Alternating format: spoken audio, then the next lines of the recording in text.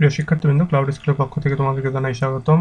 আমাদের আজকের ভিডিওর টপিক হলো ফরম্যাটস অফ রাইটিং কোশ্চেন।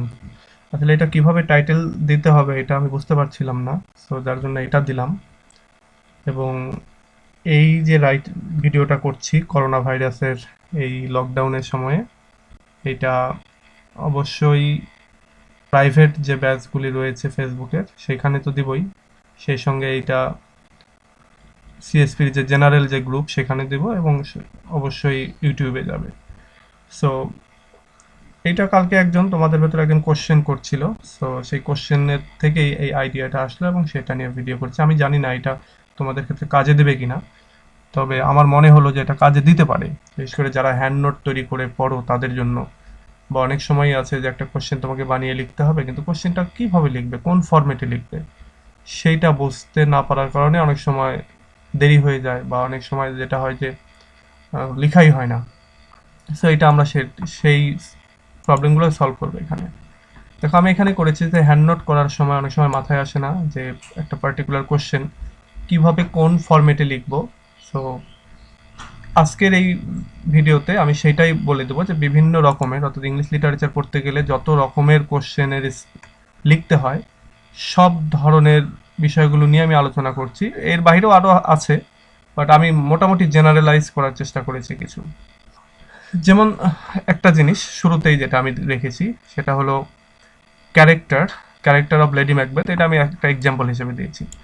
অর্থাৎ তোমরা যখন এই লিটারেচার পড়বে একেবারে from first year to masters পর্যন্ত, দেখবে অনেক সময় অনেক নোভেল ড্রামা এগুলোতে ক্যারেক্টার নিয়ে আলোচনা করতে বলা হচ্ছে। সো সেই ক্যারেক্টারগুলি, সেই ধরনের প্রশ্নগুলি আমরা কিভাবে হ্যান্ড নোট করবো বা পরীক্ষায় লিখবো, এটা সবচেয়ে ইজি।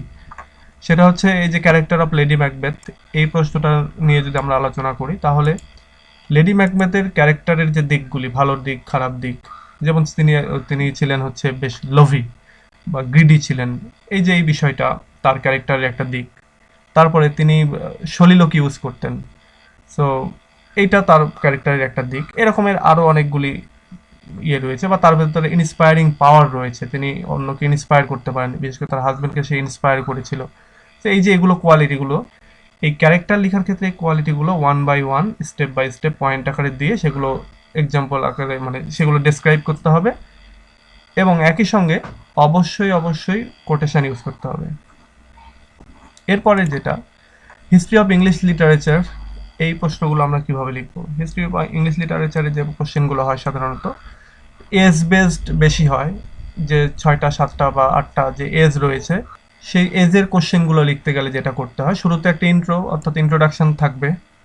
এরপরে এজগুলোর যে ফিচার, সেই ফিচারগুলি নিয়ে একটা তালিকার মতো করে দেওয়ার চেষ্টা করবে, যাতে করে এটা হয়, এটা দিলে এরকম হবে যে ওভারঅল যে স্টুডেন্টরা থাকে তারা গড়পড়তায় লিখে যায়। তুমি যে একটা তালিকা দিয়ে দাও তাহলে, এবং পরবর্তীতে সেই তালিকাগুলোরই একটা একটা করে পয়েন্ট আকারে যদি ডেসক্রিপশন দিয়ে দাও, তোমার টিচার যারা একসঙ্গে অনেকগুলি পরীক্ষার খাতা দেখে তারা হঠাৎ করে মানে খাতাগুলি নেওয়ার পরে তারা যখন দেখবে যে একটা তালিকা দেওয়া হয়েছে ফিচারে, তাহলে সে সেই তালিকা দেখেই বুঝতে পারবে যে হ্যাঁ তুমি কোন কোন বিষয়গুলো নিচে ডেসক্রাইব করেছো। তার জন্য খাতা দেখা সহজ, সো সে তোমার উপরে খুশি হয়ে যাবে। সো এইটা তুমি করতে পারো যে ইন্ট্রোডাকশন, তারপরে একটা তালিকা ফিচারের, এবং এরপরে ওই ফিচারগুলি ডেসক্রাইব করলা, এবং লাস্টে গিয়ে একটা কনক্লুশন। সো এটা হচ্ছে হিস্ট্রি অফ ইংলিশ লিটারেচারের একটা জেনারেল কোশ্চেনের আমি কথা বললাম। এরপরে আরও ধরনের প্রশ্ন আসতে পারে, আমি এটা একটা জাস্ট মানে একটা ধরন নিয়ে বললাম বা একটা ফরম্যাট নিয়ে বললাম।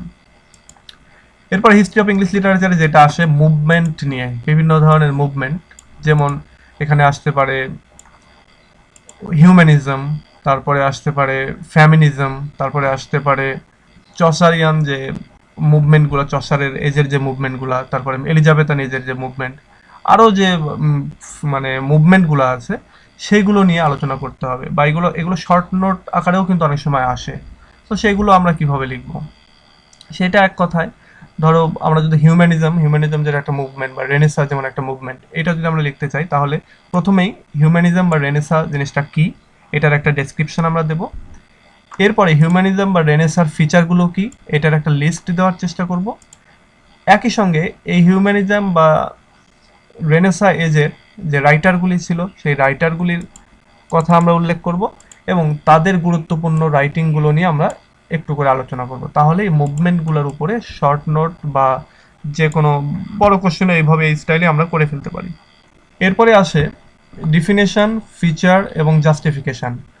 যেমন কোশ্চেনটা এরকম হতে পারে যে what is metaphysical poetry. Metaphysical পোয়েট্রিটা কি, এখানে what is good morrow, sorry, এখানে হতে পারে হোয়াট ইজ ড্রামাটিক মনোলগ, তারপরে what is lyric, what is ode, এই ধরনের কথা আসতে পারে। সো এইখানে আমি একটা এক্সাম্পল জাস্ট দিয়ে বুঝিয়েছি যে হোয়াট ইজ মেটাফিজিক্যাল পোয়েট্রি। এরপরে বলা হলো justify good morrow is a metaphysical poem. তো এই জাতীয় কোশ্চেনগুলো আমরা কিভাবে অ্যান্সার করব? এই জাতীয় কোশ্চেনগুলোর শুরুতেই আমরা এই যে হোয়াট ইজ মেটাফিজিক্যাল পোয়েট্রি, অর্থাৎ এই যে একটা টার্ম, সেইটার আমরা ডেফিনেশনটা দিয়ে দিব, এবং এই মেটাফিজিক্যাল পোয়েট্রি বা গুড মানে ড্রামাটিক মনোলগ হোক বা যেটাই হোক না কেন, সেটার আমরা কি কি ফিচার রয়েছে সেই ফিচারগুলির একটা তালিকা দিয়ে দেব। এরপরে ওই ফিচারগুলি ধরে ধরে ওই ফিচারগুলি, যেমন মেটাফিজিক্যাল পোয়েট্রির যে ফিচারগুলি সেগুলো, এবং মেটাফিজিক্যাল পোয়েট্রির ওই ফিচারগুলি গুডমোরো কবিতায় আছে কিনা সেটা আমরা খুঁজে খুঁজে বার করে দেখিয়ে দেবো। যে মেটাফিজিক্যাল পোয়েট্রি যেমন একটা থিম বা একটা ফিচার হচ্ছে লাভ, তো লাভ গুডমোরো পোয়েম এর ভেতরে রয়েছে, এবং কোথায় কিভাবে রয়েছে, কবি কি কি বলেছেন লাভ সম্পর্কে, সেগুলো আমরা উল্লেখ করব, তাহলে এই কোশ্চেনটার অ্যান্সার হয়ে যাবে। ডেফিনেশন যদি থাকে কোনো একটা প্রশ্নের, যদি এরকম একটু করে লেজুর জুড়িয়ে দেয় যে হোয়াট ইজ মেটাফিজিক্যাল পোয়েট্রি বা হোয়াট ইজ ড্রামাটিক মনোলগ এই জাতীয়, তাহলে আমরা এইটা এইভাবে পড়ব। এগুলো সাধারণত ফার্স্ট ইয়ার বা সেকেন্ড ইয়ারের দিকে এই প্রশ্নগুলো বেশি আসে এইভাবে। এরপরে আসলে হয়তো contribution, writer about the writer, অর্থাৎ অনেক সময় এরকম আসে কোনো একটা রাইটারের কন্ট্রিবিউশন সম্পর্কে বা কোনো একটা গ্রুপ অফ রাইটারের কন্ট্রিবিউশন, সেটা হতে পারে যেটা ইউনিভার্সিটি উইটস, তারপরে প্রি র্যাফেলাইট যে রাইটারগুলি রয়েছে, এটা হিস্ট্রির আন্ডারে, বা এরা আরও অন্য যে কোনো ধরনের মানে পার্টি আসতে পারে। তো এই কন্ট্রিবিউশন যদি আসে তাহলে আমরা কি করব? কন্ট্রিবিউশন আসলে বিশেষ করে যদি এরকম হয় যে ডেসক্রাইব বা elaborate the contribution of university wits, এরকম যদি আসে তাহলে কি করব? রাইট অ্যাবাউট রাইটার সম্পর্কে আমরা একটু আলোচনা করব, মানে প্রতিটা রাইটারের উপরে আমরা একটা করে শর্ট নোট তৈরি করার চেষ্টা করব। সেই শর্ট নোটে কি করব? রাইটার সম্পর্কে একটু আলোচনা করব, তারপরে তাদের যে নতুন ধরনের যে চিন্তাভাবনা বা ওপিনিয়ন সেটা নিয়ে আলোচনা করব, তাদের রাইটিংয়ের ফিচার নিয়ে আলোচনা করব, এবং তাদের ফেমাস রাইটিং কোনগুলি সেগুলো নিয়ে আমরা আলোচনা করব। তাহলে এই হচ্ছে কন্ট্রিবিউশন। এরকম হতে পারে যে কোনো একটা রাইটার তার কোনো একটা কবিতার মাধ্যমেই বলতেছে যে মানে কন্ট্রিবিউশনের কথা বলছে। যেমন এরকম হতে পারে যে উইলিয়াম ওয়ার্ডসওয়ার্থের কন্ট্রিবিউশন, বিশেষ করে রোমান্টিক এজে বা রোমান্টিক লিটারেচার তৈরির ক্ষেত্রে উইলিয়াম ওয়ার্ডসওয়ার্থের কন্ট্রিবিউশন, অথবা লিরিক্যাল ব্যালাডসের কন্ট্রিবিউশনটা আলোচনা করো। এরকম যদি কোশ্চেন আসে তখন তোমরা এই স্টাইলে লিখতে পারো। এরপরে আসলে হচ্ছে ক্রিটিসিজম। ক্রিটিসিজম লেখার ক্ষেত্রে এগুলো এক একটা এক এক রকম হয়, তবে এমনি জেনারেল যেটা সেটা হচ্ছে focus on writer's doctrine step by step. রাইটারের যে মতামত, তার যে চিন্তাভাবনা, সেটাকে স্টেপ বাই স্টেপ সুন্দর করে ফোকাস করে লিখতে হবে। এইটার ক্ষেত্রে ওইভাবে পয়েন্ট আউট করা মুশকিল হয়ে যায়। আর এই প্রশ্নগুলো সাধারণত সুন্দর করা যায় এর ভেতরে কোটেশন ইউজ করে, বেশি বেশি কোটেশন ইউজ করতে হবে। এরকম হয় কিন্তু, যেমন আমার মনে আছে আমাদের সময়টাতে আমরা এরকম 5টা 7টা করে কোটেশন ইউজ করতাম। এখন কথা হলো এত কোটেশন কি মনে থাকে? এখানে একটা ছোট্ট ট্রিক রয়েছে, সেটা হচ্ছে কখনো যদি এরকম হয়, তোমার চেষ্টা করবে 1 বা 2 লাইনের কোটেশন দেওয়ার। আর যখন দেখবে 4 লাইনের কোটেশন, তখন কি করবে? প্রথম লাইনটা দিলে, শেষের লাইনটা দিলে, মাঝখানে ডট ডট ডট ডট দিয়ে দিলে, যদি মনে না থাকে তখন। আর যদি মনে থাকে তাহলে তো অবশ্যই তুমি তোমার স্টাইলে দিবেই। তো এই হচ্ছে কোটেশন। ক্রিটিসিজমের ক্ষেত্রে কিভাবে তুমি ফোকাস করতে পারো সেইটার ব্যাপারে বললাম। এরপরে রয়েছে ক্রিটিক্যাল অ্যাপ্রিসিয়েশন। কবিতার ক্ষেত্রে অনেক সময় এরকম হয় যে ক্রিটিক্যাল অ্যাপ্রিসিয়েশন লিখতে বলা হয়। সো সেই ক্রিটিক্যাল অ্যাপ্রিসিয়েশনটা কিভাবে লিখবে? ক্রিটিক্যাল অ্যাপ্রিসিয়েশন লিখতে গেলে ক্রিটিক্যাল অ্যাপ্রিসিয়েশনের ভেতরে ইন্ট্রোডাকশন, কনক্লুশন তো থাকবে, এবং এর ভেতরে যে জিনিসগুলোকে হাইলাইট করতে হবে সেটা হচ্ছে একটা কবিতার থিম কি, কবিতাটার সামারি দিতে হবে, কবিতার ভেতরে কোন কোন ইমেজ নিয়ে আসা হয়েছে এবং কোন কোন ইমেজেরি নিয়ে আসা হয়েছে, এর ভেতরে কি কি সিম্বল ইউজ করা হয়েছে সেগুলো নিয়ে আসতে হবে। এরপরে সেটিং, এর যে সেটিং, অর্থাৎ এই যে সিম্বল বা ইমেজ বা ইমেজারি দিয়ে যে সেটিংটা তৈরি করা হয়েছে সেই সেটিংটা আলোচনা করতে হবে। এখানে রাইটারের যে টোন সেটা আলোচনা করতে হবে, রাইটারের পজিশন অর্থাৎ সাবজেক্টিভ না অবজেক্টিভ সেটা আলোচনা করতে হবে, ফিগার অফ স্পিচ নিয়ে আলোচনা করতে হবে, এবং ওভারঅল যেটা করতে হবে সেটা রাইম স্কিম নিয়ে আলোচনা করতে হবে। সো একটা ক্রিটিক্যাল অ্যাপ্রিসিয়েশনের ভেতরে তুমি যদি না করো তাহলেই কিন্তু তোমার ক্রিটিক্যাল অ্যাপ্রিসিয়েশনটা সুন্দর হয়ে যাবে। অর্থাৎ ক্রিটিক্যাল অ্যাপ্রিসিয়েশনের হ্যান্ড নোট বা প্রশ্নোত্তর লিখতে গেলে এই জিনিসগুলো আলোচনা করতে হবে। এরপরে তোমরা আরেকটা প্রশ্ন যেটা তোমরা পাবে সেটা হচ্ছে প্রাগমাটিজম বা প্রাগমাটিক ভিউ। এটা তোমরা যদি কোনো প্রবন্ধ পড়তে চাও, বিশেষ করে রিচার্ড স্টিলের বা অ্যাডিসন স্টিল যেটা আর কি, এরপরে তুমি যদি যাও ফ্রান্সিস বেকন বা আরও যে প্রবন্ধের তাদের রাইটিংয়ের ভিতরে তুমি এটা পাবে, এবং সেখানে পাবে যে সেই ধরনের রাইটিংগুলোতে তুমি অনেক এবং ট্রিক্স পাবে, যে টিপস অ্যান্ড ট্রিক্সগুলো মূলত প্রত্যাহিক জীবনে ইউজ করার মতো। সো সেই জিনিসগুলোকেই উল্লেখ করতে হবে এই প্রাগমাটিক ভিউ বা প্রাগমাটিক অ্যাটিটিউড গিয়ে। যেমন আমি যদি একটা এক্সাম্পল দিই, তোমরা ফার্স্ট ইয়ার থেকে প্রোজের অফ স্টাডিজটা রয়েছে, অফ স্টাডিজের ভেতরে তোমরা এই আইডিয়াটা পাবে যে অফ স্টাডিজের ভেতরে এইখানে ফ্রান্সিস বেকন তার যে অনেক রাইটিং রয়েছে সেই রাইটিংগুলোর ভেতরে এমন এমন জিনিস লিখেছেন যেগুলো এখনকার যুগে অ্যাপ্লিকেবল বা আমাদের প্রত্যেক জীবনে অ্যাপ্লিকেবল। সো এই জিনিসগুলোকেই বলা হচ্ছে প্রাগমাটিজম এবং প্রাগমাটিক যে ভিউগুলো এইগুলোই, এবং সেগুলোকে তুলে নিয়ে আসতে হবে। প্রোজ স্টাইল কি? এগুলো যত প্রাবন্ধিক আছে বা যত প্রোজ লিখে যতজনে সবার স্টাইলের ক্ষেত্রে এই জিনিসগুলো কিন্তু কমন। সেরকম তোমরা একটা লিস্ট করে নিতে পারো। সেটা হচ্ছে প্রোজ স্টাইলের মধ্যে শর্ট অথবা লং সেন্টেন্স, এটা তার একটা স্টাইল রাইটারের।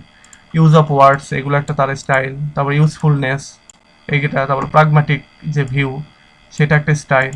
তারপরে অ্যাফোরিস্টিক তার লেখা হতে পারে, অর্থাৎ প্রবাদ প্রবচন থাকতে পারে তার লেখাতে।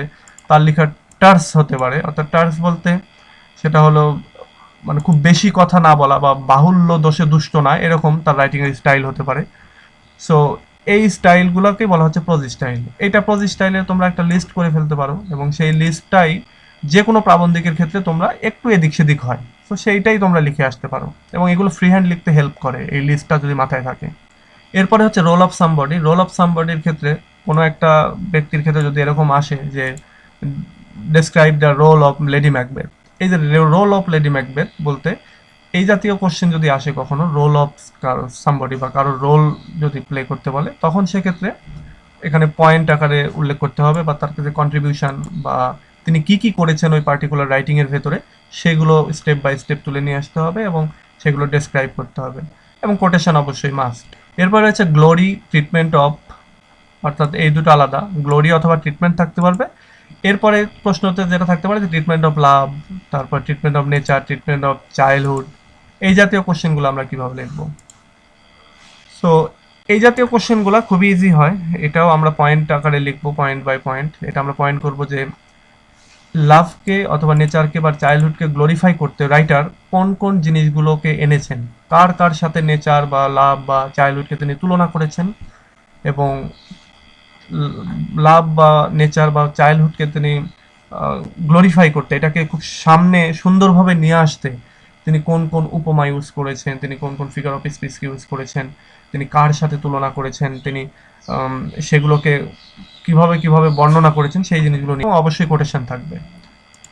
সো এই 11টা স্টাইল, এটা আমার আমার স্টাইল, আমি এভাবে করতাম। আমি জানি না তোমাদের স্টাইলটা কি বা তোমরা কিভাবে করো। সো যদি কারো কাজে আসে সেই জন্য এই ভিডিওটি করা, এবং আশা করি অনেকেরই কাজে আসবে। সো আশা করি তোমরা বুঝতে পেরেছো আমি কি বলতে চাচ্ছিলাম, এবং মোটামুটি এগুলোর ভেতরেই সাধারণত ইংলিশ লিটারেচার কোশ্চেনগুলো হয়ে থাকে।